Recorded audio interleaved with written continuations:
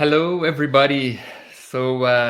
We have here for our next interview my one of my dear friends, Howie. How are you, Howie? I'm doing great, Victor. How are you? Doing well, thank you. I mean, we've been working together for a while now. Howie came from the United States, and he aimed to Portugal. I guess, I guess for we've been working for more than 1 year, I guess, right? How we since we the beginning. Yeah, I contacted Viv Europe at first in March of 2023. Oh yeah, it's So been a I guess while. it's closer to 2 years now at this point. Yeah, it has been so nice being working with you, Howie. There are some people, some clients that really become friends, and certainly Howie, you are one of them. I remember when you came to Porto, we had that lunch together, so it was really special moment. It's so good to see people in person. We've been sending emails and so non-personal, right? And seeing the person is always given a better image of the one we are talking to. So thank you. And Definitely. maybe Howie, if you can introduce yourself just to give us a little bit about your background, and then we can move on to the questions, if that's okay for you. Sure. Yeah, no problem. Uh, as you know, my name is Howie. I am 46 years old now. I'm American from New York City originally. I spent the last 9 years living in Florida, which honestly is why I'm freezing right now. But I made the decision to move to Portugal in February of 2022. So this now is almost 3 years in the making. And I wasn't ready in February of 2022. So I had to make sure everything was right professionally, financially, and uh, have everything in place that needed to be in place. So yeah, it did take that long, but I don't have any regrets. I think that's something where it's probably better to make sure everything is ready to go and not have any rude awakenings when you get here. Yeah, what a journey. That yeah and Howie, so thank you for the introduction. Again, I'm very excited about this meeting. I really am. Yes, and I want you just to start by asking you what did inspire you to choose Portugal as your new home. Well, it didn't take a lot to make that decision to come to that conclusion. It was always going to be Portugal or Spain. Spain might have been more convenient for me because some of my family is from there. I have some friends there. I have connections in Spain, but they're still relatively new to the whole digital nomad visa thing. I'm not even sure what they call it there. Ultimately, the reason I chose Portugal was I found that the application process was less intrusive. There was less red tape. And after just researching for an hour or two the differences between the two applications, it was a very easy decision. There wasn't anything to think about. It was always going to be Portugal. that's, that's good to know. We will dive in after on what has been your experience living in Portugal in the next questions. But I myself, I'm also an expat, and choosing Portugal was not a big deal for me as well. It was very clear from the beginning. And so you mentioned that you chose Portugal due to the process, right? It's more straightforward, less red tape. And About the process, so you mentioned it was easier. What did you think about the process? Did you find any challenges that you consider relevant? Oh yeah, yeah. There were quite a few challenges. The first thing that I want to point out is just because something or a certain country is easier to move to than another one, that does not mean it's easy. This was still a challenging process, and that started right from the beginning when I began my research. Whether it was reading articles or following YouTube channels about moving to Portugal and the process involved, the overwhelming consensus was that people would say, "Oh, this is very easy. It's no problem. You can do it all by yourself. You won't have any issues." And I learned very early in that process that it was completely incorrect. And the further that I went through the process, it bothered me to the point where I started my own YouTube channel about moving to Portugal, the process involved, Portuguese football. And one of the points of the channel is that no, it's not an easy thing, and that you should seek help from a company like Viv Europe. Yeah, thank you, Howie. And I know I'm biased, but I think that there are some steps that it makes sense to have someone helping you by your side to navigate the process.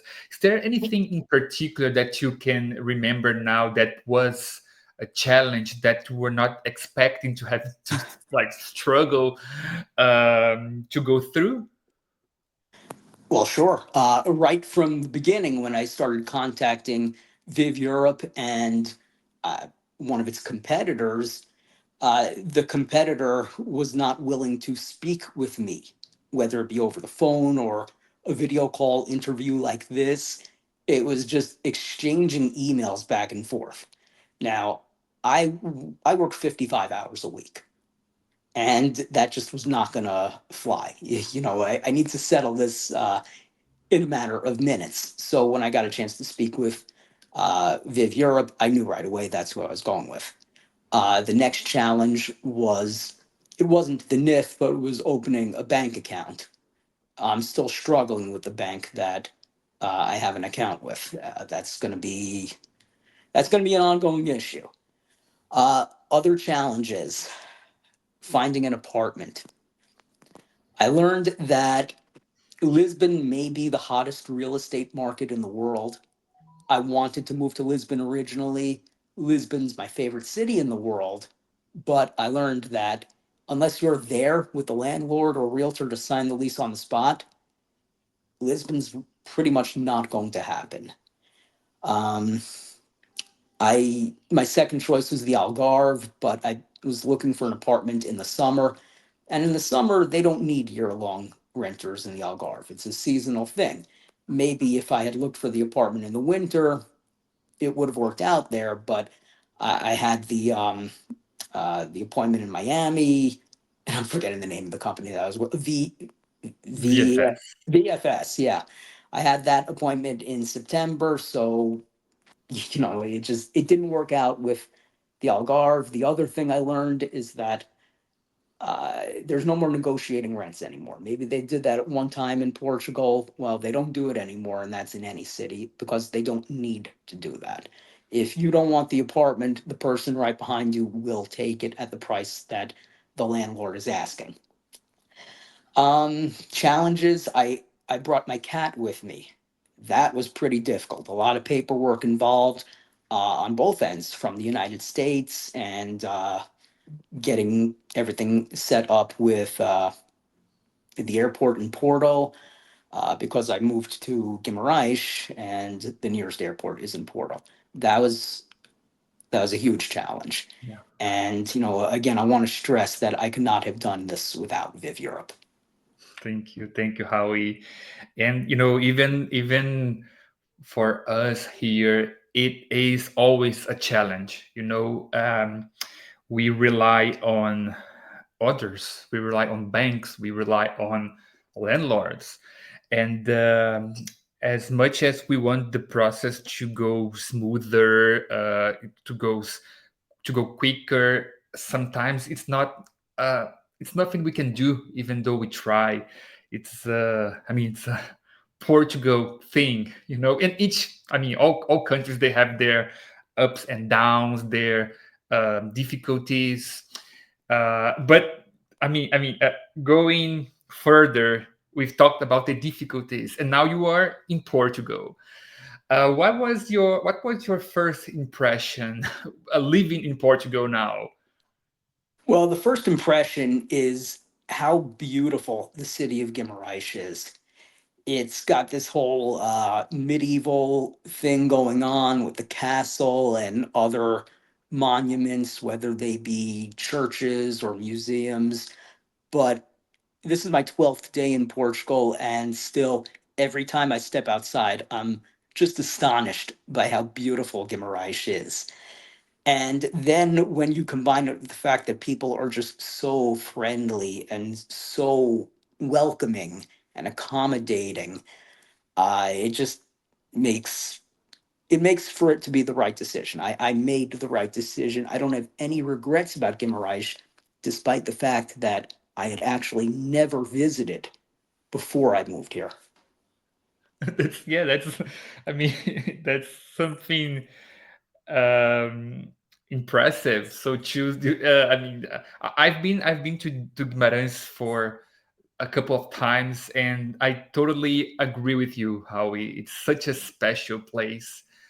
I used to live in Braga, so close to Guimarães, and always when someone from my family or some friends come here to visit me, I will have to drop by in Guimarães to show the city. They always get very impressed by how beautiful it is.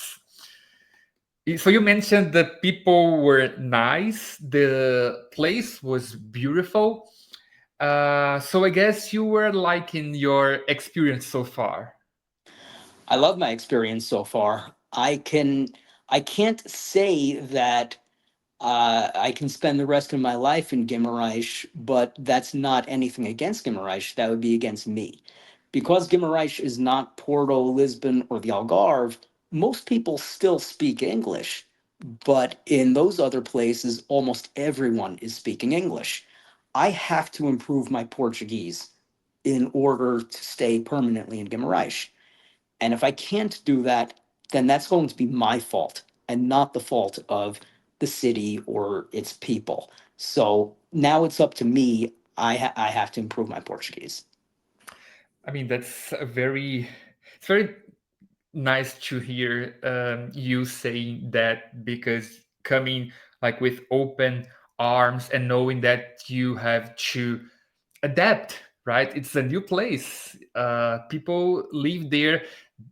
I have kind of a similar experience as yours. So people were very friendly when I came the the to Braga, actually. But even I had, I speak Portuguese from Brazil, but it's different. It is different. I had to take a week or two to just uh, understand. It was not like this. Right.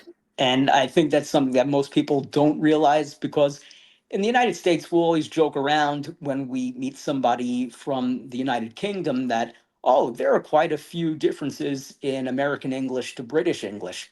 But those differences pale in comparison to the differences between Brazilian Portuguese and European Portuguese.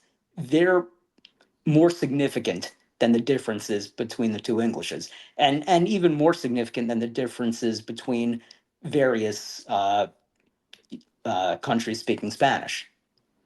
Yeah, I agree with you, Howie. Even it's the accent a little bit, the way they speak, the pace that they speak. So there is a need to adapt for all of us. Right. And one last thing on that, Victor, for an American person. learning Portuguese is a challenge because in the United States, primarily any type of Portuguese that we have access to is the Brazilian version. Yeah. So, Yeah. it hasn't done me a lot of good other than to say, desculpe, meu português não é bom. And It is good. At least your accent is very good. Congratulations on your Portuguese, really. thank you. Yeah, talking about cost of living, how we what's your impressions about cost of living in Portugal?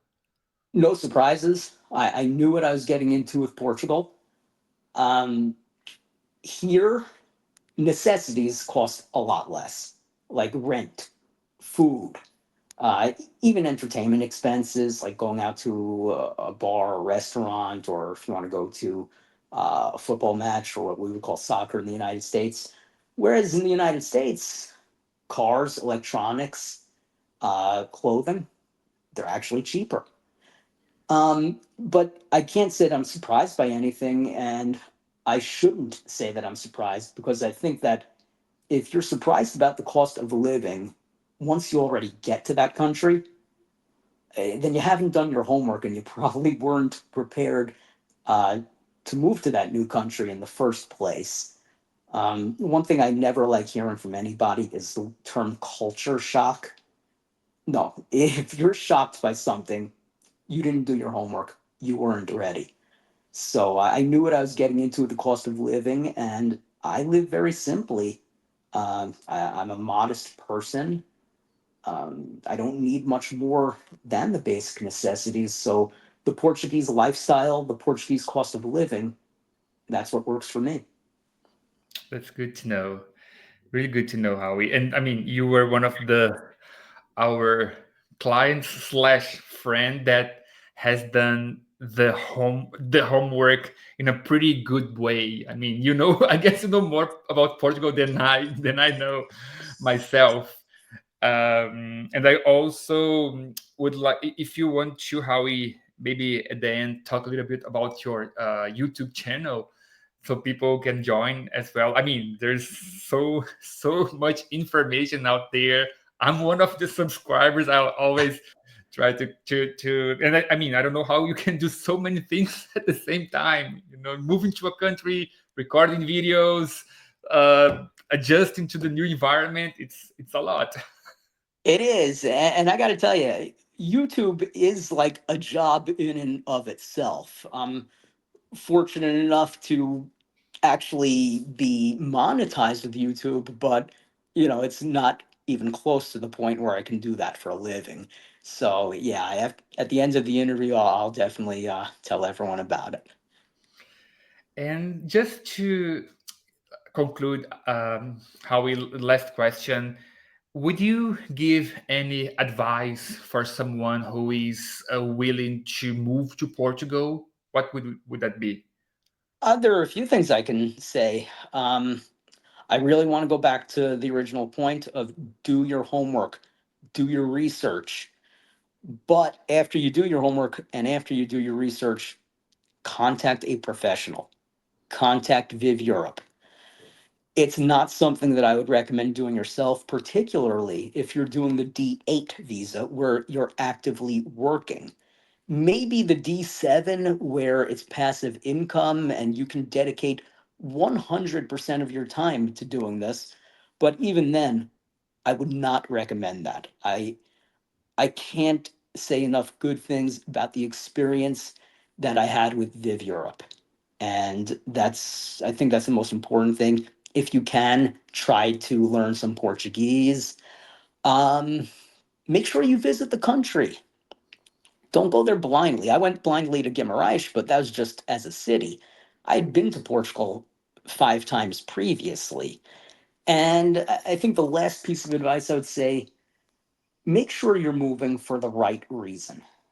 I see way too many stories. I hear too many stories. I've met people who have gone to another country because of, say, election results in their home country. And that's moving to a new place out of negativity. You need to make sure that Portugal or any country that you're moving to is the right place for you, that you're not escaping from something. You want to go to a new country because you want to be there. You feel like it's the right thing. So, whatever's going on in your country of origin, that should not play any factor into moving to a new country. That's wise words, really. And I totally agree with you. I mean, we also, we have we work with a psychologist to help some people that are in a situation that they came to Portugal trying to run away from problems, but they come with them. They come with the person. So it's not. So when staying here for 1 or 2 months, they want to move back to wherever they're from, and this may seem very odd, but it happens quite a while. People they get kind of disappointed because they think that moving to Portugal will solve all of their problems, but if that's not the case, right? Yeah. You know, your problems have a way of finding you. And in that kind of situation, when I say your problems, the truth is people like that, they're the problem. You can't run away from things. You can't run away from real life. And I don't believe that's what I did. I've always wanted to live in another country. I had that dream when I was a college or a university student. I didn't have that opportunity because I had too many things going on. That always stuck with me. And then once I became established, more established in life, and I was able to travel more, saw my family in Spain a lot, and right next door is Portugal, I knew that was the region of the world where I would live one day. And I didn't realize that one day we would be in this situation where this dream is attainable. And we're here now, but with that comes responsibility. You got to make sure you know what you're doing. That's really wise words, Howie. And I cannot thank you enough for accepting this conversation, this friendly talk. I mean, you are one of the best, really, and I mean that one of the best people that I had the pleasure to work with. Thank you And so much. yeah, if you can talk a little bit about your YouTube channel, I mean, Absolutely. it's such a nice place. Thank you. So, the name of my YouTube channel is Positively Portugal. Just go to YouTube, put Positively Portugal in the search bar, uh, watch the videos, hopefully, like them, comment on them, subscribe. Like I said earlier, it's about moving to Portugal, the process of getting there, Portuguese football. I'm sure you can tell I love football here. I'm already a Vitoria socio, but I know Viv Europe is based in Braga, and they're not going to want to hear that. Uh, big enemies there. But yeah, and we touch on a lot of subjects, or I should say, I touch on a lot of subjects there. Some sensitive things, like what we were talking about, how there was a lot of people from the United States who we're looking into moving to Portugal again after Donald Trump won the election. Uh, I've spoken about what company I'm using for my services and why I went with them. When I say services, I mean internet, cell phone, television. I try to make some videos about everyday life, not just the big things. So try to mix it up. The Portuguese football videos are on a bit of a hiatus right now while I'm still settling in. But we'll get back to that. And but yeah, anything Portugal related, just go to YouTube, subscribe to Positively Portugal. I really appreciate anyone who watches those videos. Yeah, Howie. Again, thank you so much, really. And yeah, I'll be there. That's for sure. Watching your videos, and thank you for the nice words as well, Howie. I really appreciate it. And yeah, now that we are so close, we will be able to see each other more often, right? Absolutely, absolutely. I'm looking forward to it, and yeah, there's so many great things to see here in Guimarães, or whether it's elsewhere. I just want to say one last thing, Victor. One of the best things about moving to northern Portugal is you have these three big cities right next to each other: Porto, Braga, Guimarães, and it's also close to the Spanish border. You can take a trip to Vigo. You can take a trip to the Douro Valley. There's so many things that are close by here, and it's just a wonderful place to live. And I can't say enough good things about Portugal, northern Portugal, where I'm living. And I especially cannot say enough good things about you, Victor, and everyone at Viv Europe. Thank you so much, Howie. Thank you. You have a nice day, my friend. You too. You take care, and I'll see you soon, buddy. See you soon, buddy. Bye. Bye.